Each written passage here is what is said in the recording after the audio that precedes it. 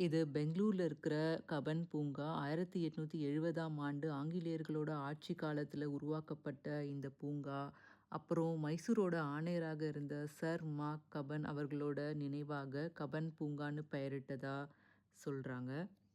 இந்த கப்பன் பூங்கா பக்கத்துல 1 கிலோமீட்டர் தூரத்துல பிரபலமான சின்னசாமி மட்டைப்பந்து மைதானமும் இருக்கு. அப்புறம் கர்நாடகாவோட உயர்நீதிமன்றமும் இந்த பூங்காக்கு பக்கத்திலேயே இருக்கு. இந்த பூங்காவுல சேஷாத்ரி ஐயர் நினைவு மண்டபம் இருக்கு. அதுல மாநில மத்திய நூலகமும் அமைஞ்சிருக்கு. 300 ஏக்கர் பரப்பளவுல இருக்கிற இந்த பூங்கால 700 மீட்டர் இயற்கை நடைபாதை இருக்கு. பரபரப்பான பெங்களூருக்கு மத்தியில இயற்கை அழகும் அமைதியும் நிறைஞ்ச இந்த பூங்காவை பெங்களூரோட பசுமை நுரையீரல்னு சொல்றாங்க. இந்த பூங்காவோட ஒரு பகுதியில குழந்தைகளுக்கான சறுக்கு மெத்தை, பிரம்மாண்டமான ஊஞ்சல், நீளமான ரயில் வண்டின்னு குழந்தைகள் விளையாடுறதுக்கு நிறைய இந்த கப்பன் பூங்காக்கு உள்ள இருக்கு.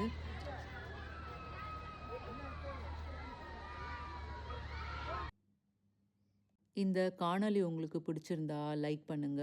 இந்த மாதிரி என்னோட சேர்ந்து நீங்களும் நிறைய இடங்கள் பயணம் பண்ணணும்னு நினச்சிங்கன்னா என்னோட சேனலை சப்ஸ்கிரைப் பண்ணுங்க.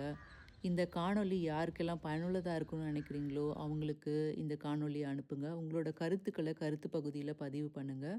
நன்றி, வணக்கம்.